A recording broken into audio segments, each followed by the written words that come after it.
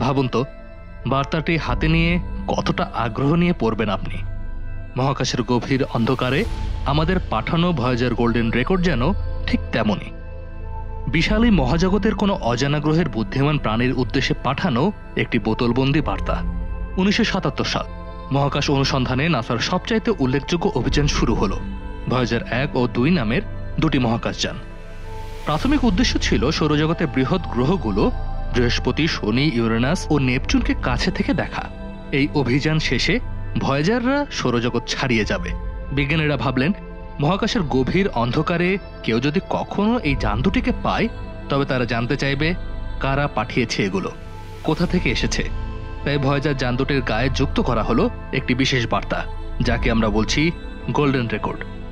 নকশাটি ছিল বিখ্যাত জ্যোতির্বিজ্ঞানী কার্ল সেগান ও তার দলের। আক্ষরিক অর্থেই এটি একটি স্বর্ণ প্রলেপ দেওয়া